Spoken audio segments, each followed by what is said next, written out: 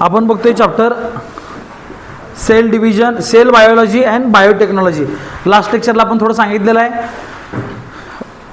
Bio म्हणजे living organism, living ऑर्गॅनिझमचा वापर करून आपण काय काय टेक्निक तयार केलेलं ते बघायचं आहे. म्हणजे डेव्हलपमेंट ऑफ मॅनकाइंड म्हणजे काय, माणसाच्या काहीतरी फायद्यासाठी आपण लिव्हिंग ऑर्गॅनिझमचा वापर करतो तेव्हा त्याला आपण बायोटेक्नॉलॉजी असं म्हणतो. समजते? तर यामध्ये सगळ्यात महत्त्वाचं काय, साधे पहिल्यांदा सांगतो तुम्हाला. जसं की आपण दही खातो, दही कशापासून बनतं? दुधापासून. विदाऊट बॅक्टेरिया हे पॉसिबल नाही आहे. समजते? म्हणजे बॅक्टेरियाचा वापर करून आपण दही तयार करतोय, म्हणजेच हा बायोटेक्नॉलॉजीचा सगळ्यात पहिला उपयोग होता. ठीक आहे. त्यानंतर ढोकळा खातो आपण, हा ढोकळा पण बायोटेक्नॉलॉजीचा वापर आहे. आपण लिव्हिंग ऑर्गॅनिझमचा वापर करून ढोकळा तयार केलेला आहे. बरोबर आहे? म्हणजे इथं पण लिव्हिंग ऑर्गॅनिझम म्हणजे बायोटेक्नॉलॉजीचा वापर आहे. त्यानंतर मी तुम्हाला बरंच सांगितलेल्या गोष्टी काय काय सांगितलं, लक्षात तुम्हाला काय काय सांगितलं? एनीवन फास्टमध्ये कोण सांगणार आहे? साधे लक्षात नाही? बिरंजी बायोटेक्नॉलॉजी यूज हो का? बरोबर सांगितलं मी तुम्हाला, सांगितलं काय? ती झाडं तयार करायची, हे देन आंब्याचं झाड, हे देन. हां, तू नव्हताच तवा समार्थ, 12 शिकवलं नाही मी. झाडावर आजार पडू नये म्हणून तशी झाडं तयार केली. गोड आंबे लक्षात आहे कोणाला? 12वी बरोबर आहे, शिकवलं की मी? पायल तुम्हाला शिकवलं नाही? हां, तुमचं लक्ष नव्हतं समोर, तुम्ही झोपत होता आणि तुम्ही आलं नव्हता. ॲज युजल तुम्ही मेडिकलमध्ये बसला असशिला किंवा बुलेटवरून हिंडत असशिला, दोन्हीपैकी एक. तर सगळ्यात महत्त्वाचं काय, बायोटेक्नॉलॉजीचा आपण वापर कशासाठी केला? झाड आहेत समजा आता, तर या झाडावर आजार पडायला लागले, वेगळे वेगळे आजार यायला लागले, तर आपण लिव्हिंग ऑर्गॅनिझमचा वापर केला, झाडाचे आजार कमी करून टाकले. पहिला फायदा. मराठीत सांगाल तुम्हाला मी, हे ऐकून घ्या, हे फार महत्त्वाचं आहे. दुसरी गोष्ट काय, झाडावर आजार पडल्यावर आपण काहीतरी करायला लागलो आहे, ह्यापेक्षा आपण काय केलं नंतर मग बीटी क्रॉप्स तयार केले. त्याचं काय काम होतं? झाडं आजारीच पडू नये, डिसीज रेजिस्टन्स आपण हे केले, म्हणजे आजारीच पडणार नाही तशी झाडं तयार केलीत. कळलं? मग काय व्हायला लागलं, एखादं झाड आहे, एखादं आंब्याचं झाड आहे समजा, त्या आंब्याच्या झाडाला एकदा ह्या वर्षी 25 आंबे लागलेत, पण आपल्याला काय पाहिजेत? 25 जास्त पाहिजेत. मग परत आपण बीटी क्रॉप्स वापरले आणि काय केलं? जास्त आंबे लागणारे झाडं तयार केलीत. समजते? म्हणजे काय, उत्पादन वाढवणं, झाडं आजारी पडण्याची काळजी घेणं. समजते? किंवा 12वीला मी शिकवले बहुतेक हे काय काय, गोल्डन राईस लक्षात आहे काय? What is the golden rice? Vitamin A rich rice. म्हणजे काय, रातांदळीपणा भारतामध्ये आला, हे ऐकून घ्या फक्त, कुठं तर वापरतात आपल्याला, खरं बेसिक कन्सेप्ट कळायला पाहिजेत. रातांदळीपणा म्हणजे व्हिटॅमिन एच्या कमतरतेपणामुळं रातांदळीपणा हा नावाचा, नाईट ब्लाइंडनेस नावाचा आजार होतो आपल्याला. बरोबर आहे? मग व्हिटॅमिन ए कशात असतं? गाजरामध्ये. बरोबर आहे? आणि कशात असतं? हां, माहिती नाही तुम्हाला? बरं, गाजर तर माहिती आहे, गाजर असेल, रताळ असेल, याच्यामध्ये व्हिटॅमिन ए भरपूर प्रमाणात होतं. पण काय व्हायला लागलं, श्रीमंत लोक आहेत ती घ्यायला लागलीत, गरीब लोक कसे खाणार? मग गव्हर्नमेंटनं काय केलं, असा भात तयार केला, त्या भातामध्ये, त्या तांदळामध्येच व्हिटॅमिन ए जास्त होतं. मग जेव्हा हा तांदळाचा आपण भात खाल्लो त्यावेळी काय झालं, व्हिटॅमिन ए आपल्या शरीराला मिळायला लागलं. समजलं? अशा पद्धतीने रातांदळीपणा भारतातनं नष्ट झाला. समजायला लागलं जरा जरा काय मी काय सांगायला लागलो ते. किंवा दुसरा उपाय काय ह्याचा बायोटेक्नॉलॉजीचा, जसं की आता टोमॅटो आहे समजा, टोमॅटो कुठनं न्यायचं आहे? शिरोळमधून न्यायचं आहे, दिल्लीला न्यायचं आहे. बरोबर आहे? मध्येच पिकलं, फुटणार, उपयोग आहे काय नेऊन? काय नाही आहे, म्हणजे त्याचं लाईफ संपलं ना, सडलं कुजलं ते. मग आपण काय केलं, हे टोमॅटो पिकते कशामुळं? ती उडकून काढलं आणि अशी झाडं तयार केली, लवकर पिकूच नाही टोमॅटो. समजलं मी काय म्हणलो ते? म्हणजे मी काय म्हणलो, पिकू नाही म्हणलो नाही, लवकर पिकू नये असं सांगितलं, जेणेकरून आपल्याला काय करता येईल, इथून दिल्लीपर्यंत ते टोमॅटो घेऊन जाता येतील आणि दिल्लीला गेल्यानंतर पिकू दे, काय अडचण नाही. समजलं? म्हणजे ह्या पद्धतीने आपण बायोटेक्नॉलॉजीचा वापर केला आहे. झाडामध्ये झालं. आता माणसामध्ये काय केलं आपण, वेगळे आजार आहेत माणसाला, मग हे आजार झाल्यानंतर आपण वेगवेगळे औषधं खातो. हे औषधं कशी तयार केली जातात? बायोटेक्नॉलॉजीचा यूज करून. जसं की बऱ्याच लोकांना इन्शुलिन दिलं जातं किंवा काय केलं जातं. बरोबर आहे? मग हे इन्शुलिन काय आहे? हे बायोटेक्नॉलॉजीचा यूज आहे. इन्शुलिन शोध तुम्हाला कसा लागला माहिती आहे? फॉर एक्झाम्पल इन्शुलिन म्हणजे काय सांगतो, मराठीत सांगतोय, लक्ष द्या, झोपू नका, पाटील जागे व्हा, दुपारी जेवलाय आणि पेंगायचं तुम्ही, ठीक आहे. विषय काय, रक्तामध्ये जेव्हा आपल्या साखरेचं प्रमाण वाढतंय, रक्तामध्ये साखरेचं प्रमाण वाढलं तर हे काय व्हायला पाहिजेत, कमी व्हायला पाहिजेत. मग हे कमी करण्याचं काम देवानं कोणाकडे दिलंय, इन्शुलिन. स्वादुपिंड, पॅनक्रियाज नावाचं एक अवयव आहे, ह्याचं काम काय आहे, इन्शुलिन तयार करणे. मला स्वादुपिंड एकेकांचा काय करायला लागला, कमी काम करायला लागला, बरोबर आहे. मग कमी काम केल्यानंतर काय करायचं, जास्त पाहिजे आपल्याला. मग आपण काय केलं, दुसऱ्या प्राण्यांचं इन्शुलिन घेतलं, त्यानं तयार केलेलं, समजते, आणि त्यानं घेतलेलं इन्शुलिन आपण आपल्यामध्ये टोचून घेतलं आणि आपलं इन्शुलिन वाढलं. इन्शुलिन वाढलं, रक्तसाखर कमी आली. समजलं मी काय सांगायला लागलो ती, जरा जरा थोडं थोडं तरी. मग हळूहळू काय झालं, म्हणजे फॉर एक्झाम्पल कुत्रा एखादा, ते कुत्र्याचं इन्शुलिन आणि आपलं सेम आहे, समजा कुत्र्याचं घ्यायचं आणि आपण घ्यायचं, खरं एक कुत्रं किती तयार करणार, बरोबर आहे. मग आपण नंतर इकोलाय नावाचे बॅक्टेरिया आणल्या. मग एक हत्ती जेवढा तयार करतो इन्शुलिन, तेवढं एका डिशमध्ये आपण इन्शुलिन तयार करायलो इकोला नावाच्या बॅक्टेरियामुळे. समजलं मी काय सांगायला लागलोय, हा यूज आहे बायोटेक्नॉलॉजीचा. किंवा वेगळे वेगळे व्हिटॅमिन तयार करायचे आपल्याला, आपण काय केलं, बायोटेक्नॉलॉजी. थोडक्यात जिथं जिथं तुम्ही बायोटेक्नॉलॉजीचा वापर करणार, तिथं काय त्याचा फायदा आहे, एवढं 100%. कळलं. मग हा बायोटेक्नॉलॉजीचा यूज आपल्या झाडामध्ये पूर्ण सांगितलेला आहे त्यांनी. मग ह्यात काय काय सांगितलेलं आहे, भरपूर काय काय सांगितलेलं आहे. सुरुवातीच्या काळात त्यांनी स्टेम सेल सांगितले बघा. स्टेम सेल मागच्या लेक्चरला आपण बघितलंय, कळलं. हे स्टेम सेल वापरून आपण कुठलाही आजार कमी करू शकतो, असं एक तंत्रज्ञान सध्या विकसित आहे, बरोबर आहे. आपण ओझरचं बघत फक्त काय काय सांगितलं झाडामध्ये या. मग ह्या स्टेम सेलचा यूज काय काय तर त्यांनी सांगितलेलं आहे. त्यानंतर त्यांनी काय सांगितलेलं आहे, ऑर्गन बॉडी डोनेशन म्हणजे काय, आपण लिव्हिंग ऑर्गॅनिझम आहे ना. फॉर एक्झाम्पल मी मी तर आहे ना, तुम्ही पण आहे ना. अरेंजेचं लिव्हर खराब झालं, काय झालं, पिलं पिलं पिलं लिव्हर खराब झालं. आणि इकडे मी पण मेलो ॲक्सिडेंटमध्ये, काय झालं, लिव्हर आहे माझं, मग लिव्हर काय करणार, मी अरेंजेला दान करणार. काय म्हणालो मी, समजतं का तुम्हाला. मग अरेंजेचं आयुष्य परत वाढलं, म्हणजे दोघं मरणार होते, त्यातले कोण मेलं, एकच मेला. मला सांगायचं काय कळालं, ह्याला म्हणायचं ऑर्गन डोनेशन. डोळे दान करता येतात, कळालं. त्यानंतर हृदयदान करता येतं, त्यानंतर स्किन दान करता येते. समजायला लागले, असे वेगवेगळे ऑर्गन असतात, हे आपण ऑर्गन डोनेट करू शकतो. मग ह्याच्यामुळं दुसऱ्याचा जीव वाचतो, म्हणजे एका माणसामुळे दुसऱ्याचं वाढलं, म्हणजेच बायोटेक्नॉलॉजी आली परत. समजलं मी काय म्हणालो. मग ते काय असं काढायचं म्हणजे नुसतं काढून त्याला द्यायचं काय असं नाही आहे, ते प्रोसिजर आहे त्याला मोठी फार. मग हे पण सगळं बायोटेक्नॉलॉजीचा यूजच आहे. त्यानंतर त्यांनी काय सांगितले, बेनिफिट ऑफ बायोटेक्नॉलॉजी काय काय सांगितले. बायोटेक्नॉलॉजीचा वापर करून आपण फळांचं किंवा पालेभाज्यांचं उत्पादन कसं वाढवायचं हे सांगितलेलं आहे. बायो फर्टिलायझर कसं तयार करायचं सांगितलेलं आहे त्यांनी. हां, बायो फर्टिलायझर म्हणजे काय, बायो म्हणजे लिव्हिंग ऑर्गॅनिझम, फर्टिलायझर म्हणजे खत कसं तयार करायचं. त्यानंतर animal husbandry, human health, vaccine तयार कसं करायचं सांगितलेलं आहे. त्यानंतर ट्रीटमेंटसाठी जीन थेरपी, मी एक एक हळूहळू शिकवणार आहे, फक्त ओझर तर बघूयात आपण. Therapeutic cloning, important stages of agriculture development. धडा चांगला आहे असा. समजलं धड्यामध्ये काय काय ते, साधी या पटकन चालू करूया आपण वाचायला. तुम्ही पण या. मराठी पुस्तक आहे तुमच्याकडं,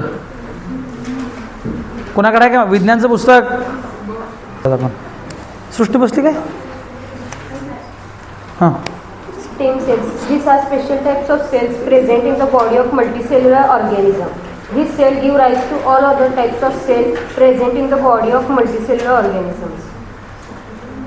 स्टेम सेल मूलपेशी बहुपेशीय सजीवांच्या शरीरात असलेल्या या विशिष्ट अशा पेशी आहेत. या पेशी बहुपेशीय सजीवांच्या शरीरात इतर सर्व प्रकारच्या. त्या दिवशी एवढं शिकवलं, एवढं पाठ करून घेतलं आणि पेपरला तुम्ही तरी पण लिहिणार, काय करायचं मला सांगा तुम्ही.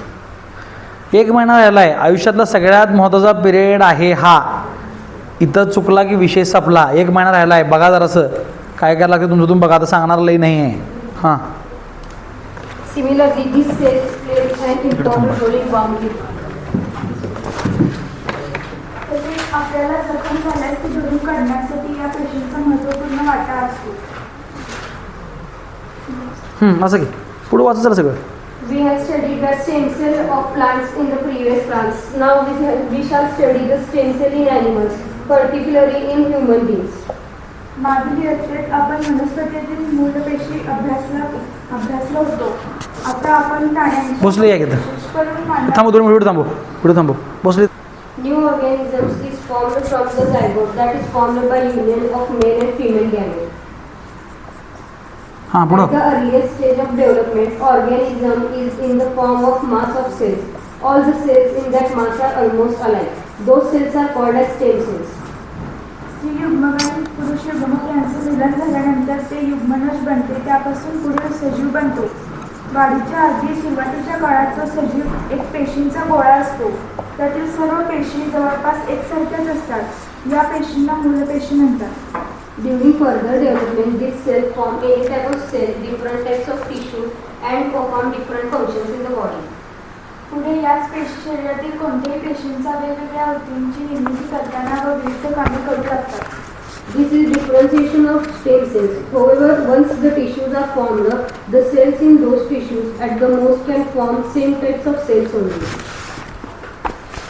यालाच मूलपेशींचे विभेदन म्हणतात. पण एकदा ऊती तयार झाली की त्यातील पेशी फार तर स्वतःसारख्याच इतर पेशी तयार करू शकतात. शरीरातील सर्व भागात ही स्थिती असते. This is the case in each part of the body. However, stem cells are present for longer duration in some parts of the body. पण काही ठिकाणी या मूलपेशी बऱ्याच काळापर्यंत राहतात. Stem cells are present in the umbilical cord umbilical cord. by which the fetus is joined to the uterus of the mother. आईच्या गर्भाशयातील गर्भ ज्या नाळेने जोडलेला असतो त्या नाळीमध्ये मूलपेशी असतात. Stem cells are also present in the blastocyst stage of embryonic development. भ्रूणाच्या कोरकपुटी या अवस्थेतही मूलपेशी असतात. Stem cells are present in red bone marrow and adipose connective tissues of adult human beings. पूर्ण वाढ झालेल्या सजीवांच्या शरीरात रक्त, अस्थिमज्जा, मेदुती व रक्त यात मूलपेशी आढळतात. It has become possible to produce different types of tissues and the degenerative. थोडंसं लक्ष द्या. मेल जो आहे काय म्हणायचं मेल मेल मेल गॅमेट जे आहे त्याला आपण स्पर्म असं म्हणतो. फिमेल गॅमेट आहे त्याला ओवम असं म्हणतो. जेव्हा ओवम आणि स्पर्म एकत्र येतात तेव्हा झायगोट म्हणजेच बाळाची पहिली अवस्था तयार होते. आपण रिप्रोडक्शन चॅप्टरमध्ये बघितलेलं आहे, तुम्ही जाऊन परत व्हिडिओ बघू शकताय. आणि हा झायगोटपासून एक सेल तयार होते पहिल्यांदा आणि ह्या सेलपासून परत भविष्यात पुढच्या सगळ्या सेल तयार होतात. सेल म्हणण्यापेक्षा ही जे स्टेम सेल होते तयार. स्टेम म्हणजे काय हो? स्टेम म्हणजे काय झाडाचं? हां झाडाचं स्टेम म्हणजे काय? काय बुंदा किंवा खोड. खोडावर सगळं फांद्या असतात, फांद्यावर सगळे पानं असतात, तिथंच काहीतरी फळं असतात. महत्त्वाचं कोण आहे? फांदी की त्याचं खोड?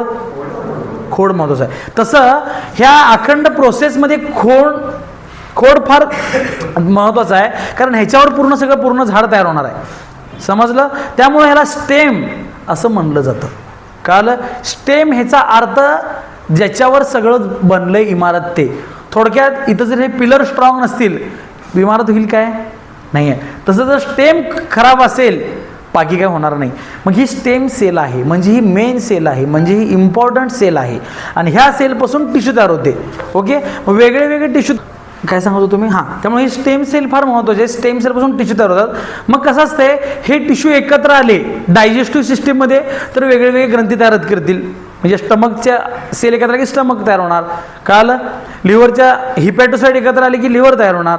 अल्विओला एकत्र आले की फुफ्फुस तयार होणार. कळलं? हे सगळे सेल किंवा टिश्यू आहेत. त्यामुळं स्टेम सेल फार महत्त्वाचे. युजली असतात कुठं सगळ्यात महत्त्वाचं? Umbilical cord. आई आणि बाळ ह्यांच्यामध्ये जी नाळ असते ह्या नाळ्याला आपण अंबिलिकल कॉर्ड असं म्हणतो. आणि ह्या अंबिलिकल कॉर्डमध्ये स्टेम सेल असतात. Second thing, blastocyst. Embryo. Embryo म्हणजे काय? भ्रूण. भ्रूण म्हणजे काय? आईच्या पोटातलं बाळ असतं आमचा. हां, वेगळ्या वेगळे सिस्ट हे असतात, त्यातले स्टेज असतात. त्या स्टेजमधली ब्लास्टोसिस्ट नावाची जी स्टेज आहे ह्या स्टेजमध्ये आपल्याला स्टेम सेल बघायला मिळतात. सगळ्यात दुसरं रेड बोन मॅरो. कळलं? जिथं रक्त तयार होते ब्लड रेड बोन मॅरोमध्ये ते पण स्टेम सेलपासून बनलेलं आहे. आणि ॲडिपोज कनेक्टिव्ह टिश्यू म्हणजे काय, कनेक्टिव्ह टिश्यूला काय म्हणायचं मराठीत, मेद उती. कनेक्टिव्ह म्हणजे काय, दोन भागांना कनेक्ट करणं, ह्याला कनेक्टिव्ह टिश्यू असं म्हणतो आपण. आणि ह्या आपण सगळ्या कशा म्हणतो झाल्यात, स्टेम सेलपासून. ॲटलिस्ट पेपरला तुम्हाला ही डायग्राम आणि एवढं तर काढणं अपेक्षित आहे. आणि ह्यातलं आपल्याला 2 आठवतात फक्त, बरोबर आहे काय. एवढं सोपं नाही, एवढं पण इझी घेऊ नका बायोला, कळलं. लय अवघड पण नाही खरं. आता वेळ संपत चाललेली आहे, कळलं, फार अवघड होऊ शकते. हां, आता वाचा uses of stem cell. Uses of stem cell. पुढं आहे. हां, Uses of stem cells. Regenerative therapy. Cell therapy. Stem cells are used to replace the dead cells in case of condition like diabetes, myocardial Infarction. Alzheimer's disease, Parkinson's disease. मूलपेशींचे उपयोग, पुनरुज्जीवन उपचार. Sale therapy, मधुमेह, हृदयविकाराचा झटका, अल्झायमरचा आजार, कंपवात इत्यादींमुळे निकामी झालेले ऊती बदलण्यासाठी मूलपेशींचा वापर केला जातो. To produce blood cells required in conditions like anemia, thalassemia, leukemia, etc.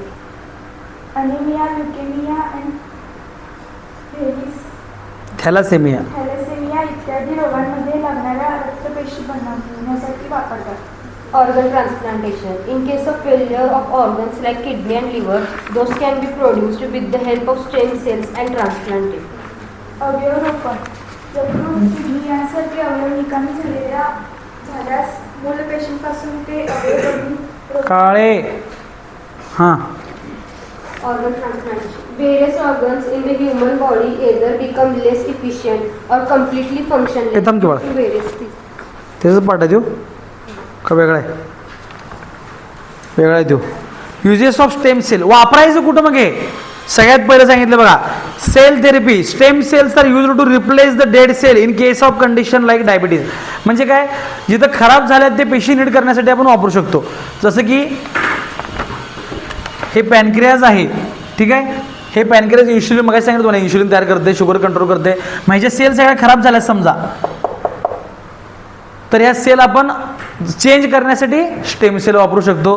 म्हणजे डायबिटीज झाल्यानंतर, ओके, डायबिटीज म्हणजे शुगर, ओके. सेकंड थिंग कुठला वगैरे सांगितलं त्यांनी, Alzheimer's disease. काही 2 हे असेल का, मायोकार्डियल इन्फेक्शन असेल. हे तुमचे जे हृदय आहे, ह्याला रक्त सप्लाय करणारे ज्या रक्तवाहिन्या असतात, ह्याच्यामध्ये जर रक्ताची गुठळी झाली तर अटॅक येतो. आणि अटॅकला इंग्लिशमध्ये MI म्हणजेच मायोकार्डियल इन्फेक्शन असं म्हणतात. म्हणजे हृदयाच्या पेशी खराब होणे असं लक्षात ठेवा, ठीक आहे. मग हे हृदयाच्या पेशी खराब झाल्यानंतर पण आपण स्टेम सेल थेरपी वापरून हृदयाला नीट करू शकतो. पुढं आणि काय सांगितलंय, नाही रे बाळ, Alzheimer's. अल्झायमर डिसीज हा कशाचा आजार आहे, मेंदू बाबा. अल्झायमर हा आजार तुमच्या वर्गातल्या 99% लोकांना आहे. माहिती तुम्हाला, पेपरला तुम्हाला आठवत नाही की नाही. हां, अल्झायमर म्हणजे विसरणे. तुम्हाला नाही सोडा, मी उदाहरण सांगालो आहे. अल्झायमर म्हणजे काय, आलो आहे आत्ता काय, अल्झायमर म्हणजे काय, तुम्ही आलाय, गाडी कुठं लावलोय कळतच नाही. आता सरांनी काय शिकवलं होतं, विसरलं. ह्याला अल्झायमर म्हणायचं, कळालं. म्हणजे कोणाचा आजार आहे हो, मेंदू बाबा, ठीक आहे. तुमचा फक्त कसा आहे, तुमचा फक्त स्टडी अल्झायमर आहे. तुम्हाला कसला आहे, मस्त बरं काय, मी सांगायला फक्त स्टडी अल्झायमर म्हणजे तुम्हाला फक्त अभ्यासातच सुरू सगळं आठवते. काल काय खाल्ला होता चिरमय, काल काय खाल्ला होतास, काल काय खाल्ला होता, सकाळी जेवण होतास, संध्याकाळी चायला, संध्याकाळी रे, हे थांबा रे, झुणका भाकरी खाल्ला होतास, बरोबर आहे. काल अभ्यास काय केलतास, हे आणि काय केलतास, बरं. परवा काय वाचालतस, काय वाचालतस, अरे काय वाचालतस सांगते, आहे का नाही. ह्याला म्हणायचं स्टडी अल्झायमर, अभ्यासातच आठवते. कळलं? म्हणजे अल्झायमर म्हणजे ह्याचा आजार आहे. आणि काय चौथं सांगितलं आहे पार्किन्सन. आपल्याकडे भरपूर लोक असतात बघा, असं हालतात बघा नुसतं, असं हात हालतात त्यांचे. तंबाखू नाही रे, हात हालतात, पाय हालतात, असं नाचतात बघा ती. कळलं? ती काय मुद्दाम नाचत नसतात, त्यांना आजार आहे. कुठला सण? कुणाचा सण आहे तो? पार्किन नावाच्या माणसाचं पोरग, म्हणजे काय पार्किन्सन. चौथा आजार परत त्या मेंदूचा आहे. कळलं? ते ॲक्झॉन डिफेक्ट असतोय. मग ह्या आजारामध्ये मेंदूच्या सेल रिप्लेस करायसाठी आपण स्टेम सेल वापरतो. अवघड आहे काय? म्हणजे एवढं मोठं आहे स्टेम सेल. कळलं? स्टेम सेल फार महत्त्वाचे आहेत. मग आता काय केलं जाते, हल्ली नवीन सिस्टीम आल्या, तुम्हाला माहीत पण नसेल. बाळ जन्मलं, तिची नाळ घ्यायची आणि स्टेम सेल लॅब आहेत, तिथं जाऊन ते ठेवायचं. कळलं? तिथे नेऊन ठेवलं. मग काय झालं, आता काय तुमचं नाव नलवडे ना, काय झालं नंतर MI आला, हृदयरोग झाला. मग ते आता काय पाहिजे, थांबा की त्यांना स्टेम सेल पाहिजेत. मग स्टेम सेल काय करायचं, त्या लॅबमध्ये जायचं. हां, आमची पोरगी जन्मली होती 2005 साली, त्याचे द्या म्हणायचे, देतात देण्यामध्ये यायचं, निडू द्यायचं. कळलं? मग अशा स्टेम सेल लॅब आहेत, त्यांची वर्षाला काहीतरी रक्कम असते, तेवढी रक्कम द्यायची. आपण आजारी पडलं जाऊ ते आपल्याला वापरता येतं. समजलं? सेकंड थिंग त्यांनी काय सांगितले, to produce blood cell required in condition like anaemia. तुमचं रक्त फार कमी झालेलं आहे, अशा वेळी पण आपण स्टेम सेल वापरतो. कळले? त्यानंतर बसवाडला गेले, इथे ये. समीक्षा दुसऱ्याला कोण येते, नाव काय तिचं? हां, या की इथं. ॲनिमिया. दुसरं बिग बॉस मराठी कोण कोण बघते काय? बघत नाही कोण? आईला तुमच्या काळूडॉन त्याचे व्हिडिओ बघितला काय? माझ्यात रक्त भरत होते म्हणतोय बघा तो. बघितला व्हिडिओ? एवढा व्हिडिओ बघितला की नाही? तेवढं तर बघत जावा. तो सांगतोय मला आजार होता, मग मला आमच्या घरातले पैसे कर्ज काढून रक्त माझ्यात भरले. रक्त भरले म्हणजे अंगात रक्त चढवलं त्याच्या. का? त्याला आजार आहे थॅलेसेमिया. कुठला? म्हणजे जे रक्त तयार होते ते फॉल्टी तयार होतं. काय होतंय? मग ते फॉल्टी रक्त सगळं खराब होऊन जाते. मग त्याला रक्त चढवावं लागते. त्याला तो रक्त भरणे असं म्हणतोय. कोण? प्रभू. ठीक आहे? मग त्याला आजार होतो थॅलेसेमिया. ॲनिमिया म्हणजे काय? आपल्या इथल्या अर्ध्या पोरांना आहे. ॲनिमिया म्हणजे रक्त कमी होणं. आणि ल्युकेमिया हे तिन्ही आजार रक्ताचे आहेत. ॲनिमिया म्हणजे रक्त कमी होणं, थॅलेसेमिया म्हणजे रक्त खराब होणं, आणि ल्युकेमिया म्हणजे रक्त अतिप्रमाणात तयार होणं. रक्त अतिप्रमाणात तयार होणं ह्याला कॅन्सर असं म्हणतात. कळलं? म्हणजे anaemia, leukaemia and thalassaemia are सावत्र भाऊ ऑफ इच अदर. समजलं? तिन्ही पण रक्ताचे आजार सांगितले त्यांनी. कळलं? कुठले कुठले सांगितलं मी? म्हणा. Anaemia, thalassaemia, leukaemia. तिन्ही पण मिया मिया मिया. ठीक आहे? लक्षातच ठेवायचं. कुठले कुठले म्हणा. पहिलं कुठला? दुसरं कुठला? तिसरं कुठला? मन की मग नीट बनायचं. इथं काय राधा नाचायला पुढं? हां, म्हणा. म्हणा.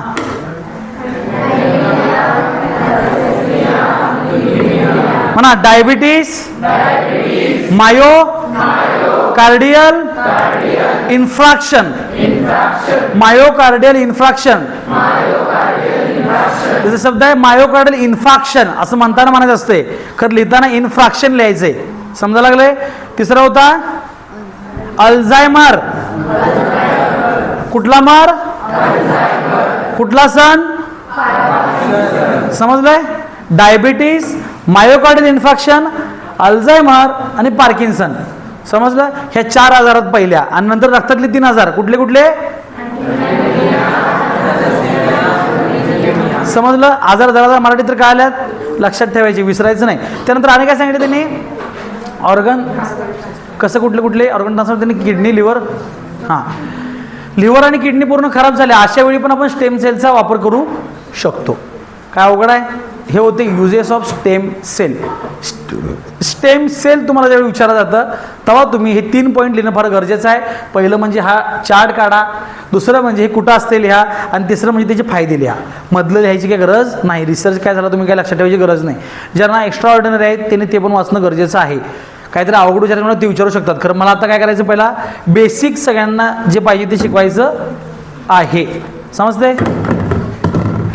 हा वाचा पुढं.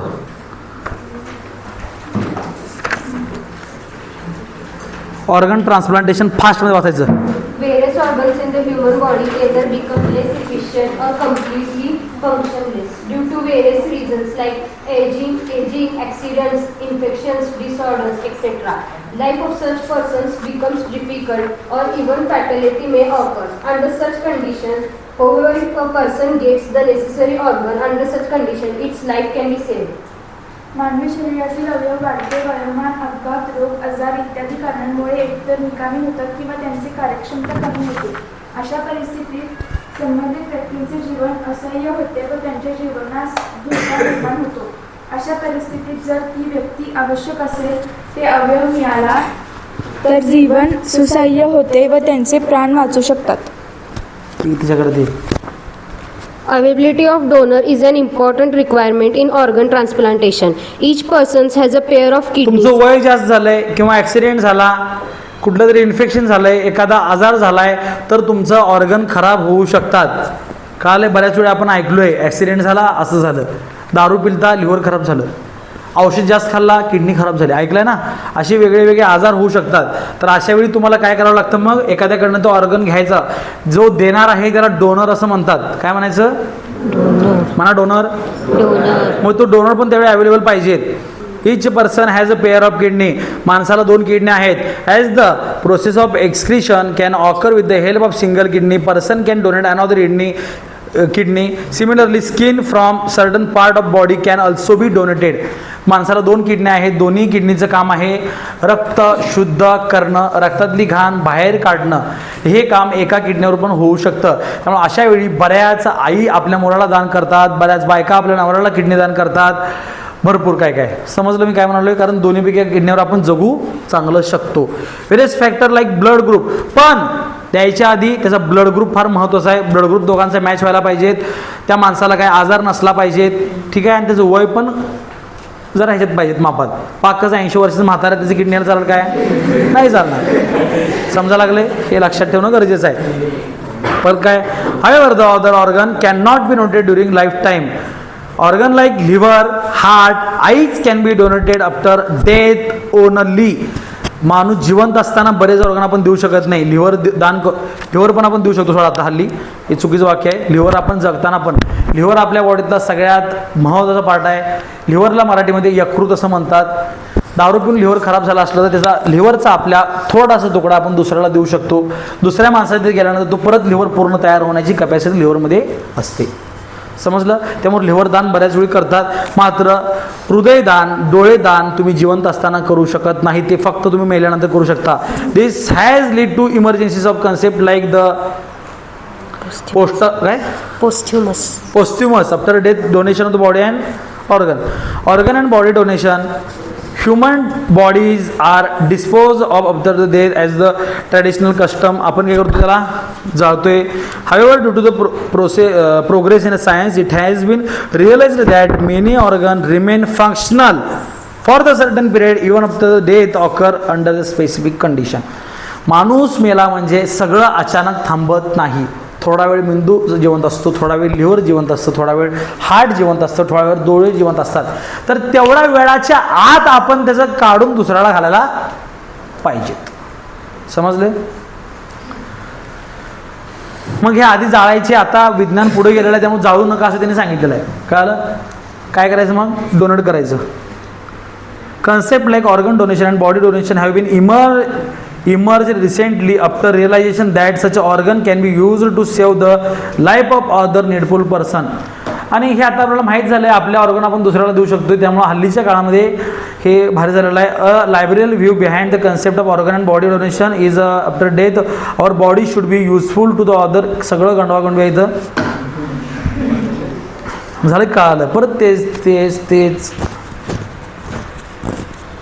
Awareness about this concept increasing in our country and people are voluntary donating their. आणि हल्ली आपल्या इथं असं भरपूर वाढलेला आहे अवेअरनेस त्याचा, त्यामुळे बरेच लोक ऑर्गन डोनेट करत आहेत. आपल्या इथं सगळ्यात महत्त्वाचं उदाहरण म्हणजे डॉक्टर सारे Patil. Life of many people can be saved by the organ and परत तेच ब्लाइंड कॅन बी रिमेन अगर हां आंधळी लोक परत काय म्हणायचं आंधळी अंध चांगली होतात चांगलं काय म्हणायचं चांगली होतात लक्षात ठेवा. हां डोळं असतात दृष्टी प्राप्त होते सृष्टी नव्हे. लाईफ ऑफ मेन हे झालं राणा इकडे बाकी donation organ like liver kidney heart valve skin etcetera. Similarly body can be made available for research in a medical institute. आता सारे पाटलांची बॉडी काय ह्याला गेली नव्हती डोनेशनला गेली नव्हती ते पूर्ण बॉडी डोनेशन केली ती. म्हणजे काय तुम्ही डॉक्टर म्हणाल तर फॉर एक्झाम्पल आम्ही डॉक्टर होत असताना आमच्याकडे बॉडी असायची ठीक आहे.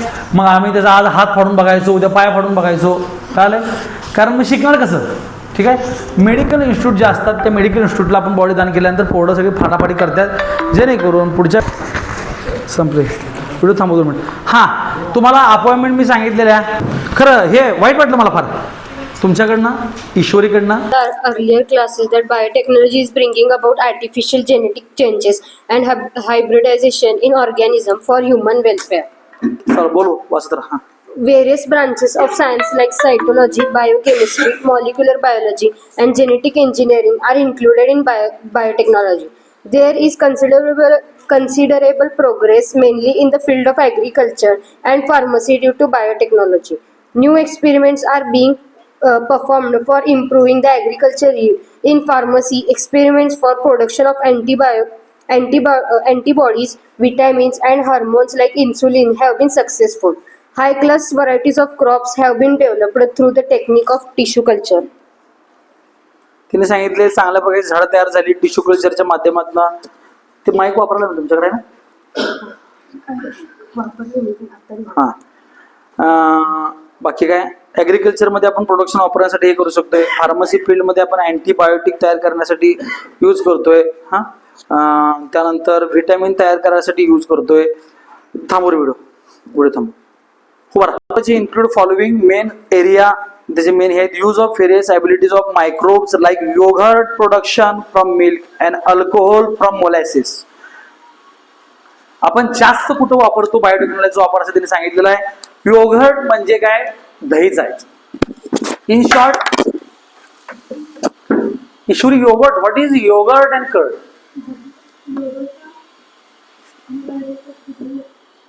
मग वेगळे शब्द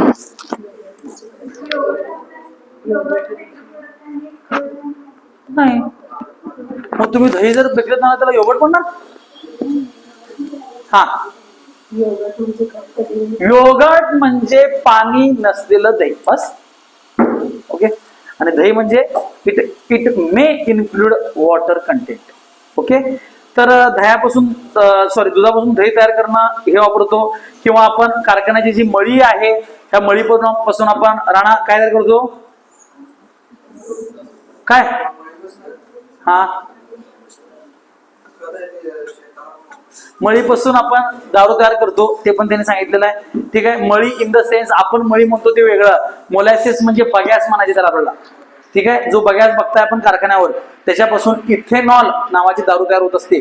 जे तुम्ही कोरोनाच्या काळामध्ये सॅनिटायझर म्हणून वापरला दारू म्हणून आपण वापरतो स्टरलायझेशन साठी वापरतो. फक्त त्याच्यामध्ये इथेनॉलचं कंटेंट कमी किंवा जास्त असतो. कंटेंट किती आहे त्यानुसार त्याला आपण वेगळी वेगळी नाव दिलेली ठीक आहे. Use of productivity of cell for example production of antibiotic and vaccine etcetera with the help of specific cell. Vaccine तयार करण्यासाठी व्हॅक्सिन कोरोनाच्या काळात तुम्ही कोरोना व्हॅक्सिन घेतलेला आहे. लहानपणी तुम्ही पोलिओचं व्हॅक्सिन घेतलेलं आहे. वेगळ्या प्रकारचे तुम्ही व्हॅक्सिन जे घेतलेले आहेत हे फक्त बायोटेक्नॉलॉजीच्या उपयोगामुळे.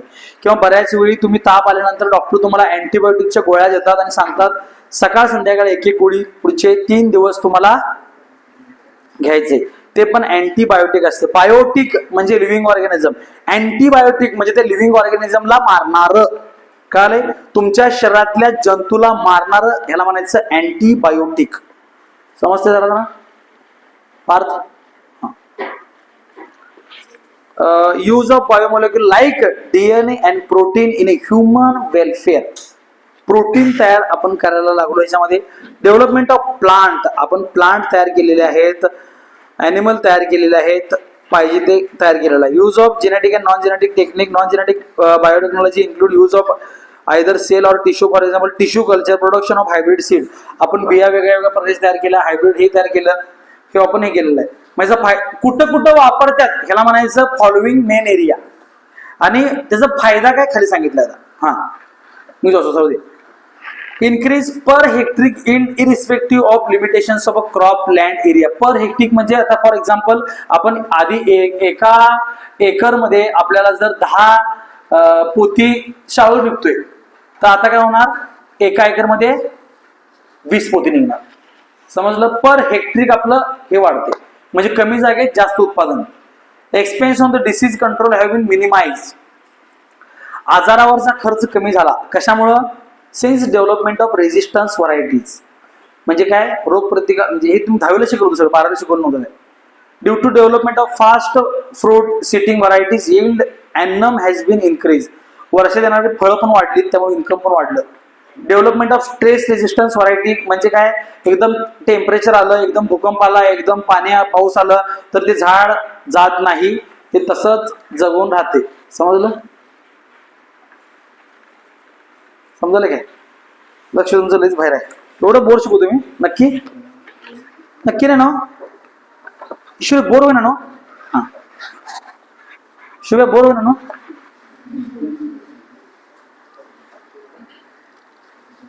कुंभार कसं काय आलाय आज कसं काय जवळ मला काय दिवसात गेलं नाही. Commercial application of biotechnology. Commercial म्हणजे काय हो?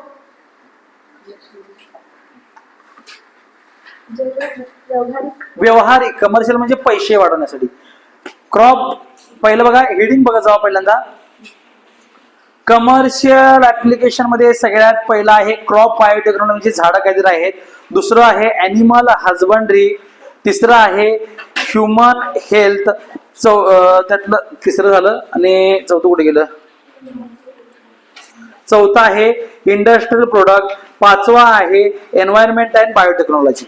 ठीक आहे, हे होतं कमर्शियल मध्ये. त्यातलं पहिलं आहे crop biotechnology. Biotechnology is used in agriculture field to improved yield and variety. Hybrid seeds. पहिलं काय, हायब्रिड सीड तयार केले आपण. दुसरं काय केलं, जेनेटिकली मॉडिफाईड क्रॉप तयार केले. तिसरं काय केलं आपण, बायो फर्टिलायझर तयार केले. म्हणा crop biotechnology, hybrid seed, GM crops. Good morning म्हणायचं नाही, जेनेटिकली मॉडिफाईड क्रॉप म्हणायचं त्याला. म्हणा genetically modified crops, bio fertilisers. म्हणा क्रॉप बायोटेक्नॉलॉजी. क्रॉप बायोटेक्नॉलॉजी,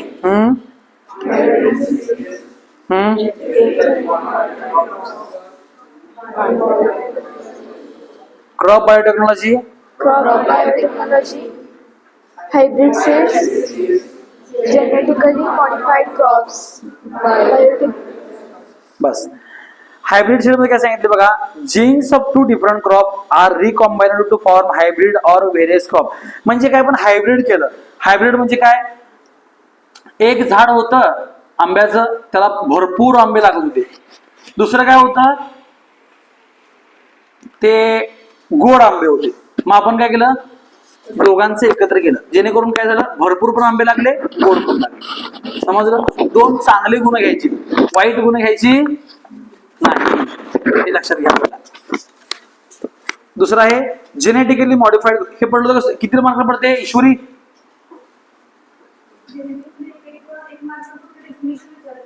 आणि मग त्याचे बीटी कॉटन आणि जिंजर आणि गोल्डन बेसवरती 1 मार्क येतात.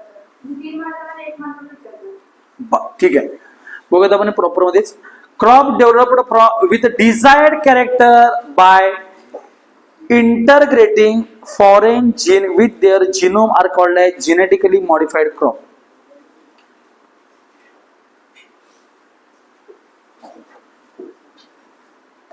आता हायब्रिड मध्ये काय केलं आपण, 2 झाडच एकत्र घेतली. लक्षात घ्या, जेनेटिकली मॉडिफाईड. जीन मॉडिफाय म्हणजे काय, बुलेट मॉडिफाय केली म्हणजे काय, चेंज केली, काहीतरी काहीतरी हटके केले आपण. मग आता क्रॉप म्हणजे काय? झाड. मॉडिफाईड म्हणजे काय? चेंज केलेलं. जेनेटिकली म्हणजे जीन चेंज केलेलं. समजलं मी काय म्हणलो ते? त्याच्या आत जे जीन होते ते जीन आपण चेंज करू शकतो. समजलं? फॉर एक्झाम्पल, तुम्ही अभ्यास करत नाही, कशामुळे करत नाही? तुमच्या जीन मध्ये फॉल्ट आहे. मी औषध देऊन काय करतोय?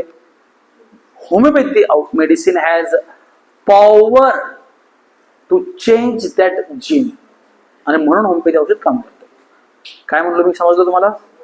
तर आपण काय केलं, एखाद्या झाडामध्ये सगळे गुण चांगले आणि एकच खराब आहे. काय म्हणलो मी? सगळे गुण चांगले, एक खराब आहे.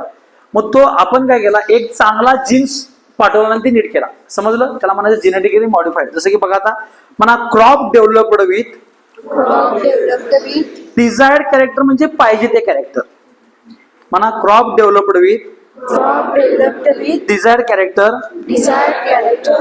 Bye integrating foreign gene. Integrating म्हणजे त्याच्या आत घुसवणे. फॉरेन म्हणजे बाहेर जाऊन, फॉरेनर आल्या. फॉरेनर म्हणजे काय? बाहेरून आलेली. कुठून आल्या काय संबंध नाही. समजलं? कुठलाही देश other than India is known as foreigner. Other than self gene is known as foreign gene. स्वतः सोडून दुसऱ्याचं कोणाचं पण असू देत, त्याला आपण फॉरेन जीन असं म्हणतो. मग काय करायचं? झाडाचे कॅरेक्टर चांगले घालायचे. काय करून? दुसरे आत घालून. समजलं? काय अवघड आहे? म्हणा, crop developed with desired character by integrating foreign gene with their genome. कुठं घालायचं ते चांगला जीन? जिनोम मध्ये. मग सर जिनोम म्हणजे काय? पण जिनोम, पण जिनोम. एनिवन काय करायला अभ्यास तुम्ही? सरळ नाही म्हणून सांगा लागलाय. वाटणं पण झालं तुला का मला येत नाही म्हणल्यानंतर? काय व्हायला असं?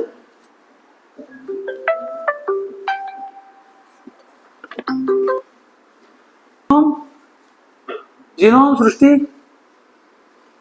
जिनोम आणि कोण जाणार आहेत नाही? जिनोम एनिवन मुलांच्यात पार्थ पण जिनोम जनुकीय साच्यात. A group of gene is known as genome. समजलं? Group of gene is known as genome. मग मी तुम्हाला मगाशी सांगितलं, बाकी सगळे चांगले होते, एकच खराब होता. त्यावेळी जेनेटिकली मॉडिफाईड. आणि अर्धे चांगले आणि अर्धे, दोन्हीकडचे अर्धे ते घ्यायचे, तेव्हा हायब्रिड वापरायचं. कळलं? हायब्रिड म्हणजे दोघांचं मिक्सचर असते ते. कळलं? आणि जेनेटिकली मॉडिफाईड काय असते? एखादा जीन चेंज केलेला असतो, कुठला तरी खराब काढून कुठला तरी चांगला ऍड केलेला असतो. वाचा तुम्ही. हा, बीटी कॉटन. ते बाळा वरचं वाचून राहिल्यावरती का झालं? हा, झालं. BT cotton. A gene had been isolated from the bacterium Bacillus thuringiensis and integrated with the gene of cotton. वाच आपलं. बीटी कापूस. बॅसिलस थुरिनस जायन्सिस या जीवाणूंमधून एक विशिष्ट जनुक काढून तो कापसाच्या जनुकाला बॅसिलस थुरिंजेन्सिस. म्हणा बॅसिलस थुरिंजेन्सिस. 10 वेळा म्हणा.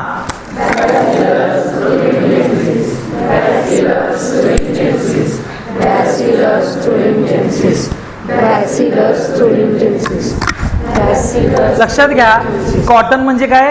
कापूस. काय? आणि बीटी कॉटन ह्याचा अर्थ B for bacillus, T for thuringiensis. Cotton म्हणजे कापूस. बॅसिलस थुरिंजेन्सिस नावाचा जंतू आपण कापसात घातलाय. कशासाठी? सांग पुढे वाच. Due to this, the toxins which is fatal for bollworm was produced in leaves and balls of cottons. यामुळे बोंडअळीला घातक असलेले विष कापसाच्या पानामध्ये आणि बोंडांमध्ये तयार होऊ लागते.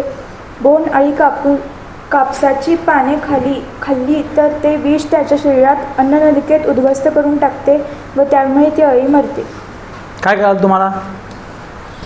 जी बॉल वर्म नावाची अळी आहे. कुठली अळी आहे? जी बॉल नाही रे, बॉल वर्म नावाची अळी आहे. ती अळी काय करत्या? त्या कापसाच्या झाडाची पानं खाऊन टाकत्या. कळालं? मग पानं नसले झाड उपयोगाचं आहे काय? वाढेल काय ते? फोटोसिंथेसिस होईल काय? कापूस चांगला येईल काय? बोंबाबोंब, शेतकऱ्याचं सगळं नुकसानाचं नुकसान. मग आपण काय केलं, बॅसिलस थुरिंजेन्सिस नावाचा एक काय म्हणायचं बॅक्टेरिया, हा काय आहे? जंतू आहे. हा जंतू आपण काय केला, त्या कापसाच्या म्हणजे बीमध्येच घातलाय. जेव्हा हे झाड तयार झालं तेव्हा काय झालं, त्या पानामध्ये पण त्या बॅसिलस थुरिंजेन्सिस टॉक्झिन आले सगळे. टॉक्झिन म्हणजे काय, ते विष, ते घटक सगळे आले बॅसिलस थुरिंजेन्सिस पानामध्ये. आणि हे जेव्हा पान त्या आळीनं खाल्लं तेव्हा त्या पानामध्ये असलेलं टॉक्झिन विष त्या आळीच्या पोटात गेलं आणि आळीला मारून टाकलं. कळलं? आळीला मारून टाकलं, आळीची वाढ होईल का पुढं? त्याचं रिप्रोडक्शन होईल काय? नाही. पानं संपतील झाडाची? संपतील का पानं? नाही. मग फोटोसिंथेसिस चांगलं होईल, कापूस चांगला येईल आणि उत्पादन आपलं वाढेल. समजलं? ह्याला म्हणायचं बीटी समजलं? बॅसिलस थुरिंजेन्सिस कॉटन, लक्षात ठेवा. कळलं? बॅसिलस थुरिंजेन्सिस कॉटन आहे. आपण जीन घेतला होता, बॅक्टेरिया घेतला नाही, जीन घेतला. कशातनं? बॅसिलस थुरिंजेन्सिसमधनं एक जीन घेतला आणि हा जीन आपण या कॉटनमध्ये टाकला. ते त्या पानात आलं, त्या आळीने खाल्लं, त्या आळीला म्हणतात बॉल वर्म. ठीक आहे? आणि त्या आळीने खाल्ल्यानंतर ते त्याच्या पोटात गेलं. त्या पोटात गेल्यामुळे त्याचं रूपांतर विषामध्ये झालं आणि हे विष काय केलं, एलिमेंटरी कॅनलला पॅरालायसिस केलं. एलिमेंटरी कॅनल म्हणजे आपलं जे अन्ननलिका आहे त्याला पॅरालायसिस केलं. अन्ननलिका आपली खराब झाली आणि रामनाम सत्य हे कोणाचं? आळीचं. मस्त आळीला उगाच मारलं किंवा आळीला मारलं असतं तर मग कोण मेलं असतं? शेतकरी. ठीक आहे? हां. आता बघा, बीटी ब्रिंजल, बिरंजे नव्हे ब्रिंजल. हां, वाचा. BT brinjal variety is developed by using the gene isolated from Bacillus thuringiensis. This improved variety of brinjal kills the pest in same way as the BT cotton does. Same जसं BT cotton होतं तसंच BT brinjal आहे. त्या परत त्या वांग्यावर भरपूर आजार पडत होते. आजार म्हणतो, वांग्यावर भरपूर त्या आळ्या पडायच्या आणि झाड ते मरून जायचं, वांगी लागत नव्हती. आपण बीटी ब्रिंजल तयार केलं. सेम वे ते टॉक्झिन गेलं त्या वर्ममध्ये आणि त्याचं खराब करून टाकलं एलिमेंटरी कॅनल आणि परत त्या आळीचं रामनाम सत्य. ठीक आहे? आता नंतर गोल्डन राईस. Very good. हां. Golden rice, a gene synthesizing the vitamin A, beta carotene, has been introduced in this variety of rice. Hello. हां. तांदळाच्या या जातीमध्ये जीवनसत्व अ निर्माण करणारे जनुके टाकण्यात आले. As compared to the normal variety, this variety which has त्यांना been estimate करा पहिल्यांदा बघा. हां, केस चालू developed करा, in 2005 contains 23 times more amount of beta carotene. Kannada असलं तर दीपांना सांगा. 2005 मध्ये निर्माण करण्यात आलेल्या गोल्डन राईस 2 मध्ये सध्या तांदळापेक्षा 23 पट अधिक बीटा कॅरोटीन सापडते.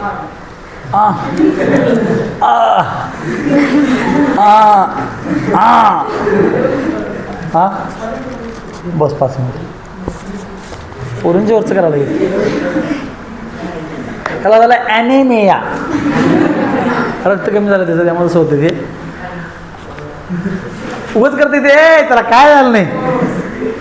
मला विचार की तू, त्याला काही होणार नाही.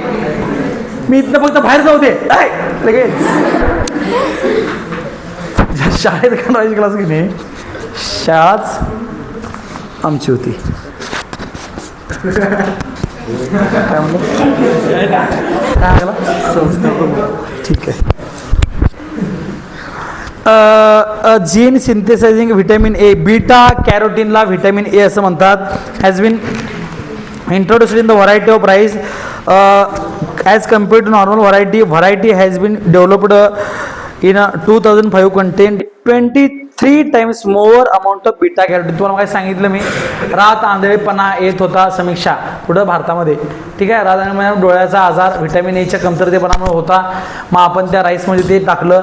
जवळपास 23 पट व्हिटॅमिन ए त्याच्यामध्ये जास्त होतं. नॉर्मल भातापेक्षा त्याच्यामध्ये होतं 23 पट जास्त होतं, त्यामुळं हा आजार गेला. Herbicide tolerant plant, weeds always affect the growth of main crop.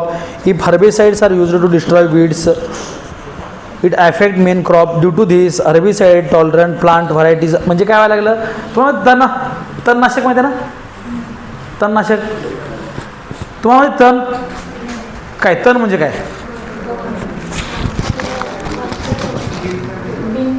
Noor, तण कशाला म्हणायचं? हां कोणतं बरोबर सांगितलं? काय सांगितलं? वायफळ. म्हणजे आपल्याला काय लावायची ती वांगी, मध्ये उघडलं का होत, उपयोगाचं आहे काय? वांगी सोडून काय काय असेल ते सगळ्याला आपण तण असं म्हणणार.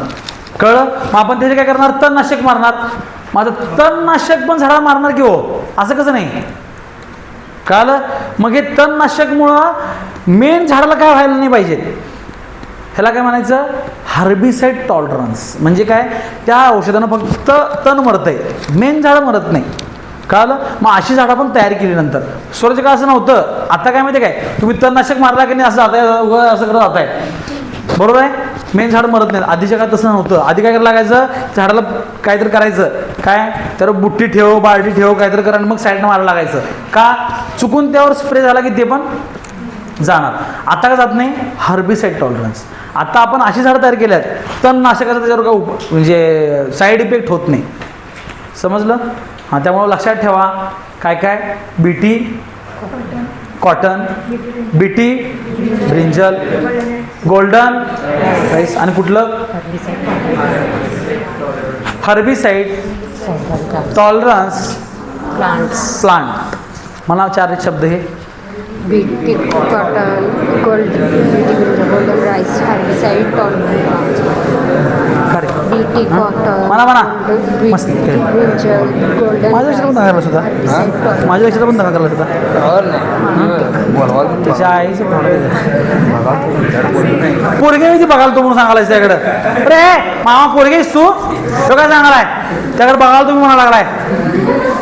अरे तो पोरगे का तू पोरगे? अहो मला लवकर ते. हां,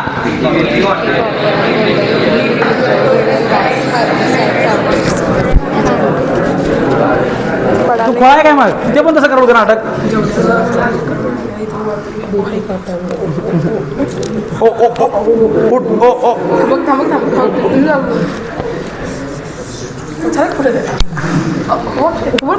मी असं नावर आहेस तू. हां, बरोबर. ए राजा बरोबर आता. हां, ए टेकाय नाही मग आता तर उभाच. राखी उभा राखी. अरे टेकायचं काय? पैसे द्या त्याला आऊज मास्तर. हां, मी नाही. खाली बिल यायचं. आता चक्कर मारलं की तुला वर थांब. नाही नाही वर. हे वाचा पुढचं. बोलायचं. अरे उभा राहिलास तू? ते सोडलं नाही का? लक्षात नव्हतं. नाव का तुझं? सूरज. आडनावला विचारलं तुमच्याकडे. आडनाव जरा तुमचं विचित्रच आहे. सूरज रे.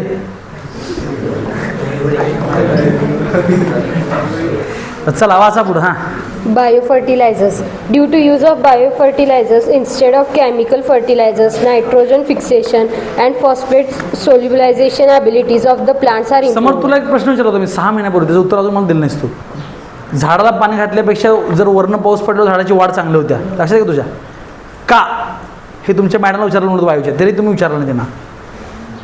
हां, शाळेत मॅडमला विचारा, कोणाला तर विचारा की. शिक्षकांना, सरांना विचारा. मॅडम शक्यतो येत नाही, सरांना तर विचार. अहो दुसऱ्यांना विचारू द्या. Sir what is the reason behind it?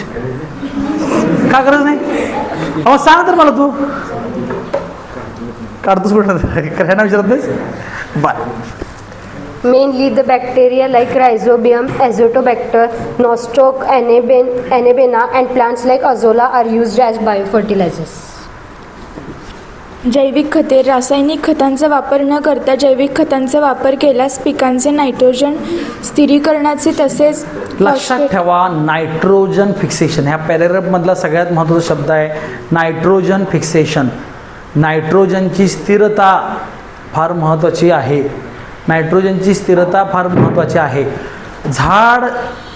झाडाचा सगळ्यात लक्षात इकडं असं झाडाचा सगळ्यात आवडता घटक, झाड वाढण्यासाठी सगळ्यात महत्त्वाचा घटक कोण असेल तर तो आहे नायट्रोजन. समजलं मी काय म्हणालो ते? आणि हे नायट्रोजन प्रॉपर ठेवण्याचं काम कोण करतंय तर हे बायो फर्टिलायझर. लाईक अझोला नावाचं एक प्लांट आहे. त्यानंतर रायझोबियम आहे काय? हां बॅक्टेरियाचं नाव लिहिलं. तेच की. काय नाव आहे? Rhizobium, azotobacter, nostoc, anabaena. हे बघा, हे बॅक्टेरियाचे नाव सांगतो तुम्हाला. म्हणा बॅक्टेरिया. कुठले कुठले आहेत? रायझोबियम, अझॅटोबॅक्टर, रायझोबियम, अझॅटोबॅक्टर, नॉस्टॉक, काय अनाबिना, काय हां अॅनाबिनाच आहे. हां अॅनाबिना. ही बॅक्टेरियाची नावं आहेत. कळालं? कुठली कुठली म्हणा? रायझोबियम, अझॅटोबॅक्टर, नॉस्टॉक, अनाबिना आणि प्लांट अझोला. हे काय करतात, त्या झाडापाशी जर असते, झाडापाशी कुठल्या पण आले तर त्या तिथं म्हणजे कुठं आहेत सॉईलमध्ये तिथलं नायट्रोजन जास्त वाढतात. नायट्रोजन जास्त वाढलं झाडाची वाढ फास्ट होते. समजलं मी काय म्हणायला लागलो ते? हां, हे होतं बायो फर्टिलायझर. मग हे आपण वापरलं तर सगळं झाडाची क्वालिटी सुधारेल, झाडाला फळं येतील, हे होईल ते होईल, सगळं गंडवी करायची. खरं एक लक्षात ठेवा, पहिला शब्द काय होता? Nitrogen fixation. कोण कोण करतात? बॅक्टेरिया आणि प्लांट कुठला होता? अझोला. बॅक्टेरिया कुठलं होतं? Rhizobium, azotobacter, nostoc, anabaena. समजलं? हे 4 बॅक्टेरियाची नावं सांगायची. हे काय करतात? Nitrogen fix. त्याकडे बघा सगळेजण, ती छान दिसते ती वर बसले ओरायला. काय ओरा? समजलं? शिकवत नाही शो मी.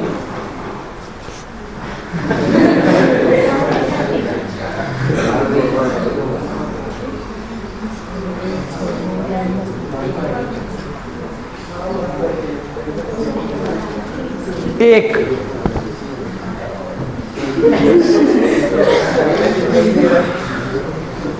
असली पनिशमेंट कोण दिलं नसेल नाही खरं कुठल्या वर्गात. नाद करा खरं. हां,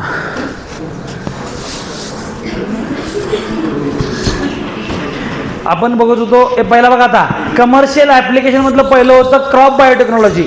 दुसरं काय आहे? Animal husbandry. 2 main method as artificial insemination and embryo transfer are used in animal husbandry.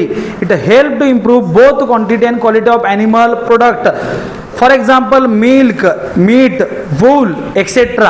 काल 2 गोष्टी सांगतो तुम्हाला मी. आता फार महत्त्वाचं आहे हे तुमच्या पुस्तकात, हे 12वीच्या पुस्तकात सांगितलेलं आहे. तर एखादं हे आहे गाय किंवा म्हैस आहे. आपण उदाहरण घेऊया गाय किंवा आपल्या भागात म्हैस किंवा गाय असतात, बरोबर आहे? तर ह्या गाईचं दूध कशावर अवलंबून असतो? सृष्टी पप्पा तुम्ही डॉक्टर आहेत ना, एखाद्या गाईचं दूध कशावर अवलंबून असतं? का रे डॉक्टर आहेत त्यांचे पप्पा? नाही डाऊट. तुमचे काय भंगे आहेत काय? भंग्यांनो हां सांग काय? एखाद्या गाईचं दूध किती आहे, म्हणजे जास्त असणार कमी असणार आहे, कोण ठरवते? थांबा की जरासं. हां कोणाला? हां सांग की. येऊन कोण सांगणार? जसं की इंग्रज काय केले, आपल्या इथं देशी गाई होत्या त्यांचं दूध होतं 4 लिटर. किती? इथून घेऊन गेले जहाजातून तिकडं कुठं? इंग्लंडला. त्याच्यात त्यांनी रिसर्च केले, काम केले, अभ्यास केले आणि तिकडं 40 लिटरची गाय तयार केली. आणि त्या 40 लिटरच्या गाईला आपण आता लाख 2 लाख रुपये देऊन इकडे विकत आणतो. काय काय म्हणलो? गाईचं ओरिजिन कुठं आहे? मेन आपल्या इथं भारतात. इथून गाई घेऊन गेले, बायोटेक्नॉलॉजीचा अभ्यास केलेत, काय काय तर प्रोसेस केले आणि 4 लिटर किती नेले? मग फायदा कोणाचा झाला याच्यामध्ये? शेतकऱ्यांचा. समजायला लागलं मी काय सांगायला लागलो ते? मग हे झालं शक्य कसं काय? हे झालं त्याचं तेच सांगायला तुम्हाला मी. ते सांगायसाठी एवढं सगळं गोष्ट सांगितली. फॉर एक्झाम्पल गाईचं दूध तिच्या आईवर अवलंबून असते आणि तिच्या भावावर पण असते. म्हणजे बैलावर असते. मग बैल कसं ठरवतं तसं दूध, त्या बैलाची आई किती दूध देते ते महत्त्वाचं असते. काय काय म्हणलो मी, समजायला का डोक्यावर नाही, तुम्हाला जेवढं समजेल तेवढं समजेल. लक्षात घ्या, आई आणि वडील म्हणजे गायीसाठी बैल आणि तिची म्हणजे गाय ही फार महत्त्वाची असते. त्यांच्या मागच्या 10 जनरेशन किती दूध देत होत्या हे फार महत्त्वाचं आहे. कळलं. आता फॉर एक्झाम्पल आपल्या इथे एक गाय आहे, तिचं दूध 10 लिटर आहे. कळलं. आणि आपल्याकडं समजा की बैल आहे, त्या बैलाच्या आईचं दूध होतं किती 40. कळलं. आणि त्या बैलाचं सिमेंट जर त्या गायला सोडलं तर 40 + 10/2 म्हणजे ती पुढची गाय येणारी 25 लिटर दूध देऊ शकते. समजा लागले. आता 25 लिटर दूध द्या आणि परत एखादा आपण बैल घेतला, त्याच्या आईचं दूध होतं 50 लिटर, त्याचं सिमेंट जर सोडलं तर 25 + 50 म्हणजे 75/2 किती झालं दूध. हे ठरलेलं असते कॅल्क्युलेशन. मी तुम्हाला सांगालो ढोळ मानानं, मी काय सांगालो कळालं काय, असं वाढवत नेलेलं असते. मग ह्यासाठी काय, आता गाय आपली 10 लिटरची आहे आणि आपण बैल असा बघितला त्याच्या आईचं दूध 5 लिटर होतं. किती होतं. मग आपण परत मागे गेलो की जगाच्या, बरोबर आहे ना. मग हे चुकीचं व्हायला लागलं की मग आपलं कसं करणार. ह्या बैलाच्या आई दूध किती होतं. मग ह्यासाठी वेगळे वेगळे प्लांट असतात, ते त्यांच्याकडे 10 पिढ्या असतात त्यांच्या, किती दूध होते. आणि जास्त दूध असणाऱ्याच बैलाचं सिमेंट काढलं जातं आणि ते कृत्रिमरित्या त्या गायीला सोडलं जातं, नॅचरलीपेक्षा कृत्रिम. आणि त्यालाच म्हणायचं AI, आर्टिफिशियल इनसेमिनेशन. इन म्हणजे आत, सेमिनेशन म्हणजे सिमेंट आत सोडणे गायीमध्ये. कसं खरं, बैलामार्फत नाही, आर्टिफिशियल सोडणं, ह्यालाच म्हणायचं आर्टिफिशियल इनसेमिनेशन. कळालं मी काय म्हणलो ते. आणि ह्यामुळं काय झालं, दूध वाढलं. हेच आपण मेंढीमध्ये आणलं, मेंढीचं लोकर वाढलं, लोकरीसाठी वापरतो ना मेंढी. कळालं. ह्या मेंढी वापरल्या ऊलसाठी, वेगळं काय काय केलं आपण. तर ह्या 2 टेक्निक होत्या सांगितले बघा, आर्टिफिशियल इनसेमिनेशन आणि एम्ब्रिओ ट्रान्सफर. आता एक बघा, इकडे बघा, लक्ष द्या परत. एखादी गाय आहे, त्या गाईला आपण 40 लिटर दूध असलेल्या बैलाच्या आईचं म्हणजे बैलाचं सिमेंट आपण सोडलेलं आहे. मग ती गाय किती दिवसांनी विणार विणार म्हणजे डिलिव्हरी किती होणार, सेम 9 महिने 9 दिवसानंतर. किती दिवसानंतर. मग परत आपण 9 महिन्यानं तिला दुसरं हे करणार. त्यापेक्षा काय केलं, आपल्याकडे गायी आहे 10 लिटरच्या, किती 40 गायी आहेत. कळलं. त्यातली एकच गाय निवडायची आपण चांगली, तिचं दूध जास्त आहे. त्या चांगल्या दूध असणाऱ्या गायीला आपण चांगल्या सिमेंट सोडायचं आणि आत एम्ब्रिओ तयार करायचे. काय करायचे, एका वेळेस 40-50 एम्ब्रिओ तयार होतात. कळलं. आणि 50 एम्ब्रिओ प्रत्येक एका गायीमध्ये सोडायचे. म्हणजे ॲट अ टाइम आपण 50 गायीचे वासरं तयार केले. समजलं. असं जर केलं तर अवघड ना, त्या गायीचं दूधच कमी आहे. मग तिला आपण काय करायचं, थोडक्यात सेरोगेट मदर म्हणून वापरायचं. You know surrogate mother. मॅडमने इंग्लिशला पण चॅप्टर असेल तुम्हाला तो काहीतरी, का गेला तो. सेरोगसी म्हणजे काय, सेरोगसीला मराठीत काय म्हणतात, भाडोत्री माता असं त्याला मराठीत हे आहे, भाडोत्री माता म्हणून. कळलं. मी शिकवलं की तुम्हाला ती सेरोगसी. हां, काय तुम्हाला सगळं आठवत नाही. समजलं जरासं. आपल्याला हे ह्युमन हेल्थ आणि व्हॅक्सिन संपून थांबायचं. थांबायला ये इथं बस. वर हां येऊ दे की मग, तुला काय दुकान अडचण काय करत मामा, अडचण असते काय, तू उभारला मरदा, अडचण नाही त्याला.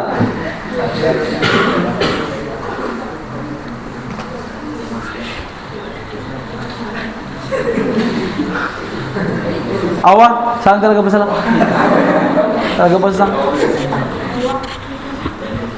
ह्युमन हेल्थ असा माझ्याकडे जागे पुस्तक, मग ते कुठे गेलं. हां वाचा. Human health. Diagnosis and treatment of the disease are two important aspects of the human health. Human health management. Biotechnology helps to identify the role of gene. काय झालं. To identify the role of gene, if any, in disease of a person. Diagnosis of diabetes and heart disease has become possible even before the onset of symptoms with the help of biotechnology. Diagnosis of the disease like AIDS, dengue can be done within few minutes. Hence, treatment can be done at the earliest. मानवी आरोग्य, आरोग्य निदान व आरोग्य रोग उपचार व या मानवी आरोग्य व्यवस्थापनाच्या 2 प्रमुख बाबी आहेत. एखाद्या आजारपणात व्यक्तीच्या तिच्या जनुकांची काही भूमिका असेल तर ती जैव तंत्रज्ञानाच्या मदतीने लगेचच ओळखता येते. मधुमेह, हृदयरोग यांसारख्या आजारांचे निदान आता जैव तंत्रज्ञानाच्या मदतीने या रोगांचे लक्षणे दिसण्यापूर्वीच करता येणे शक्य झाले आहे. जैव तंत्रज्ञानाच्या मदतीने एड्स, डेंग्यू यांसारख्या रोगांचे निदान काही मिनिटांमध्येच करता येते. त्यामुळे उपचारातही लवकर करता येते. चिन्मया तू बुडवा क्या रहा ए परत वाच का असं मला ऐकवायला नाही मराठी वाचा परत. रोग निदान व रोगांवर उपचार या मानवी आरोग्य डायग्नोसिस ह्याचा अर्थ आजार काय झालेला आहे त्यालाच आपण मराठीमध्ये रोग निदान असं म्हणतो.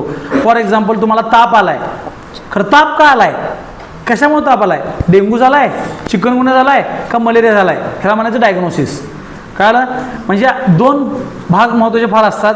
पहिलं म्हणजे आजार काय झालेला आहे त्याला काय म्हणायचं म्हणा डायग्नोसिस. आणि त्या झालेल्या आजाराला औषध देणं ह्याला म्हणायचं ट्रीटमेंट. म्हणा diagnosis treatment. Diagnosis treatment. Diagnosis treatment.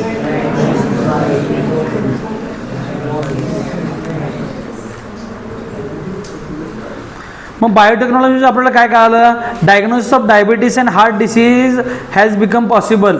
आपल्याला काय कळायला लागलं, शुगर झालेली कळायला लागलं बायोटेक्नॉलॉजीमुळं, कारण त्याच्या वेगवेगळ्या टेस्ट आल्या. त्यानंतर हृदयरोग पण आपल्याला कळायला लागले कशामुळं, बायोटेक्नॉलॉजीमुळं. त्याचप्रमाणे diagnosis of AIDS, dengue can done within a few minute. आपण त्याच्या बायोटेक्नॉलॉजीचा वापर करून अशा लहान एक स्ट्रीप बनवलेत आणि त्या स्ट्रीपवर फक्त तुमच्या रक्ताचा एक थेंब टाकला की तुम्हाला डेंग्यू आहे का नाही लगेच कळतं. कळलं? जसं की प्रेग्नन्सी आपण चेक करतो, युरिनचा एक ड्रॉप टाकायचा त्या स्ट्रीपवर, प्रेग्नन्सी आहे का नाही कळतं. तसं एक ड्रॉप फक्त टाकायचं तुमच्या ब्लडचा, लगेच कळतं की डेंग्यू झालेला आहे का, लगेच कळतं तुम्हाला एड्स झालेला आहे का. कळलं? मग ह्याला आधीच्या काळात भरपूर वेळ लागायचा, 4-4, 8-8 दिवस लागायचे तुम्हाला डेंग्यू झाला का बघायला, महिना लागायचा तुम्हाला एड्स झाला का बघायला. पण या स्ट्रीप आल्या कशामुळं, बायोटेक्नॉलॉजीमुळं. आणि हे सोपं झालं आजार हुडकणं. आणि एकदा आजार हुडकला म्हणजे डायग्नोसिस झालं तर लगेच आपण ट्रीटमेंट त्याला चांगली देऊ शकतो. बरोबर आहे ना. हां, त्यानंतर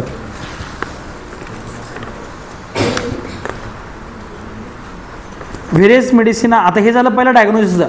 पहिल्या पाठात त्यांनी सांगितलं डायग्नोसिस ऑफ डायबिटीस म्हणा, Diagnosis of heart disease, diagnosis of heart disease, diagnosis of dengue. diagnosis of dengue, DNGU असं लिहायचं नाही. काय लिहायचं, DNGE, डेंग्यू किंवा डेंग्यू एकच आहे. कळलं? डायग्नोसिस ऑफ एड्स 4 आजार सांगितले, डायबिटीस, हार्ट डिसीज, डेंग्यू आणि एड्स. हे झालं. आणि ट्रीटमेंट काय सांगितलं बघा आता, ट्रीटमेंट ऑफ डायबिटीस. त्यानंतर ते त्यांनी सांगितले सगळं कसं काढायचं, ते इन्शुलिन ते काय विषय नाही एवढा काय. ठीक आहे, इथं आपण आज थांबतोय. आज जरा डोक्यावरून तुम्ही जाईल थांबा, अजून मी लेक्चर थांबवलेलं नाही आहे. मला जरा लिस्ट काढायचं कोणाकोणा ट्रीटमेंट पाहिजे त्यांच्याने, मग मी जाणार आहे.